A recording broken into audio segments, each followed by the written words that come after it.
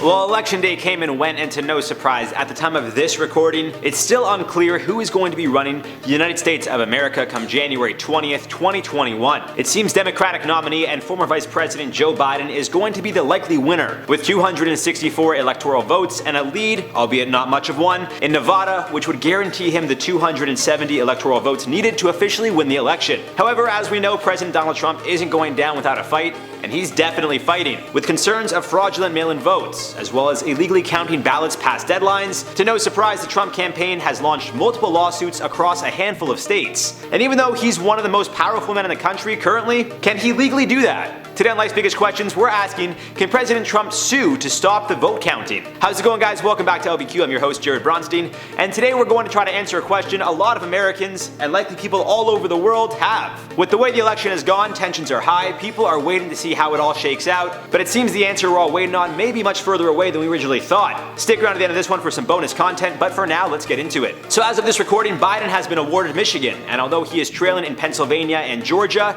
it's believed mail-in ballots, which are still being processed, may lead to his victory in those states as well. And in a surprising move, even though he's currently leading in 2 of the 3 states, the Trump administration has launched lawsuits in all 3 states, citing better access for polls observers, as well as concerns regarding absentee ballots or mail-in votes being counted after the deadline in which they would normally be accepted. Aside from this, they are also going to be asking for a recount in Wisconsin, which Biden narrowly won by 0.7% or less than 20,000 votes. Either way, the thing with the United States is that they run all of their states independently, so to no surprise when it comes to the elections, they also tend to all be very different in regards to rules and regulations. So let's take a look at each lawsuit as well as the state's laws, and then we'll conclude with whether or not the current president could actually sue to stop vote counting. I'll give you a massive hint. It's no. Sorta. Kinda? No, not really.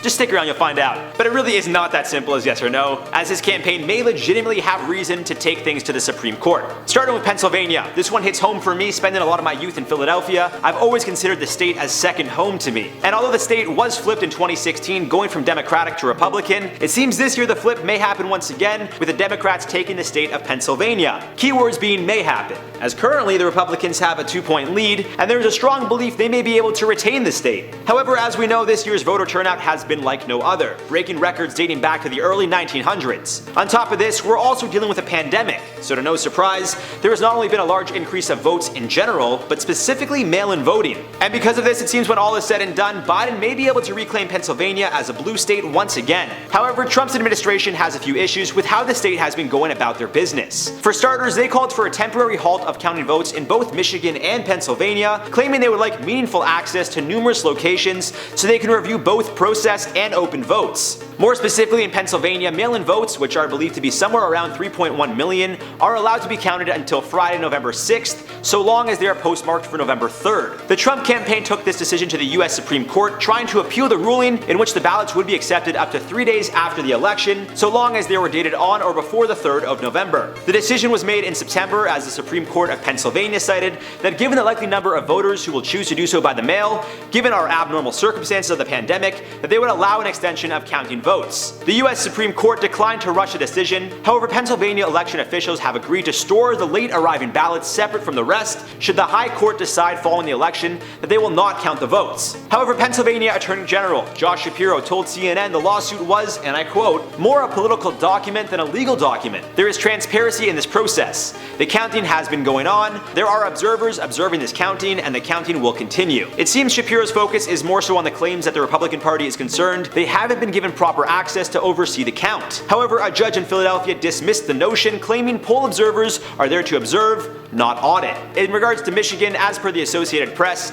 the suit there is claiming that Secretary of State Jocelyn Benson, I quote, was allowing absentee ballots to be counted without teams of bipartisan observers as well as challengers. The lawsuit specifically accuses her of undermining the, I quote, constitutional right of all Michigan voters to participate in fair and lawful elections. Now, to no surprise, the Democratic Party is denying any wrongdoing and claim that everything has been running smoothly despite the obstructing tactics of the Republicans. Those working polling stations have also claimed no one from either party have been denied access, and it seems similar lawsuits filed by Republicans in Nevada, as well as other states, have led to little or no success. Still, in a state like Michigan, in which Biden is believed to have won by less than 1% of the votes, to no surprise, a recount is more likely than not. The same can be said for Wisconsin, which again, Biden leads by a small margin, so a recount is almost inevitable. The Georgia lawsuit specifically specifically filed in Chatham County asked for a judge to ensure all of the state's laws are being followed in regards to the absentee ballots. And as previously mentioned, each state has their own rules regarding elections. For example, in Michigan, if the margin of votes is less than 2,000, there is an automatic recount. In Pennsylvania, an automatic recount occurs if the difference in percentages for one candidate is less than 0.5% over the other. The deadline for both states to have their final numbers officially tallied is November 23rd. Georgia is a different story, in which a candidate could ask for a recount, but that's likely the only chance of there being one, and the deadline is November 20th. Federal law has a deadline known as the Safe Harbor period, which this year falls on December 8th, 35 days after the election, and is the time allocated for states to officially complete and verify their voting across state. Again, even though each state has their own deadline, the country has a national deadline, which to no surprise is beyond each state's previously mentioned deadline. And in regards to the Supreme Court getting involved, which it seems Trump alluded to shortly after declaring victory early Wednesday morning, it doesn't look like that's going to be much of a possibility unless the election is closer than it currently is. Edward Foley, a law professor at Ohio State University, took to Twitter explaining, I quote, "The valid votes will be counted. The Supreme Court would be involved only if there were votes of questionable validity that would make a difference, which might not be the case. The rule of law will determine the official winner of the popular vote in each state. Let the rule of law work." Put simply, if it literally came down to one state, such as Pennsylvania, Nevada, or Wisconsin, deciding who would win the entire election, then the Supreme Court would likely get involved, ultimately making the decision of who would be named president. But as of right now, it seems evident there is enough of a reason to believe that the Supreme Court won't even entertain the idea of appealing election results. Although the Supreme Court could get involved and ultimately decide the ballots postmarked November 3rd, but received after the deadline aren't to be counted,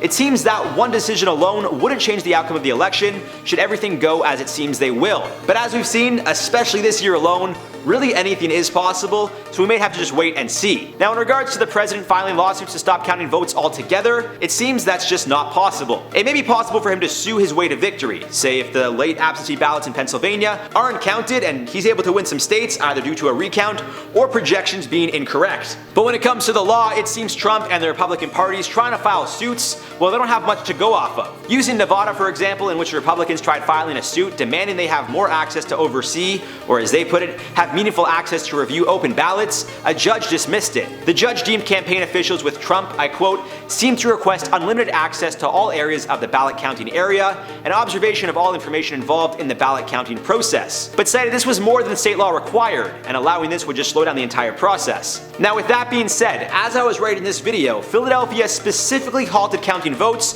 due to a Commonwealth court order. The court order, in which the Trump campaign appeared to win, required observers to be able to stand within 6 feet of tables where counting is taking place. However, it's since been appealed with the Supreme Court of Pennsylvania, and there was only a brief halt in counting votes. Kevin Feely, spokesperson for the city commissioners, explained, "As the city appeals, the count is going forward. There was a brief pause in light of the ongoing litigation, but it has resumed in accordance with the law." So all in all, can Trump suing states stop the vote count? Technically no, but clearly given the unprecedented times, lawsuits are certain to cause some sort of disruption, as we clearly just saw happen in Philadelphia. At the end of the day, the law states all legitimate ballots must be accounted for, and depending which states consider which ballot legitimate, whether the Trump administration likes it or not, by law, they need to be counted. Now, as always guys, I'd love to hear your thoughts on this one down below. I personally think even after the election is called officially, it'll be caught up in numerous lawsuits, and we may not know who the next president is for a few weeks. It's going to be a long couple weeks, guys. Either way, just remember to drink your water and tell people that you love them.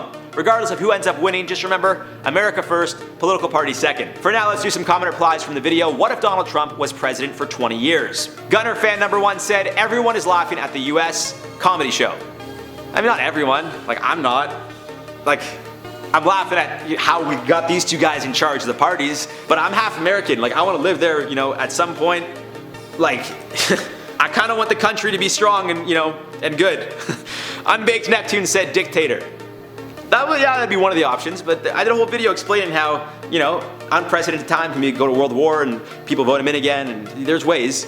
Benja said FDR stayed so long because he was democratic socialist and everyone loved him. That could be part of the reason why, but it's also could be why, there was no real legitimate law that limited terms. So until he left office and obviously died, that's when, they passed, I think it was the 22nd Amendment, off the top of my head, I could be wrong, but at least 22nd, that presidents could only, be in office for 2 terms. It wasn't a thing, it was just, every other president before him did that, and then he got 4, and then they made the law too. So that's kind of why he stayed, but either way it works. Anyways guys, that's all for this one. I've been your host, Jared Bronstein, and we'll see you soon.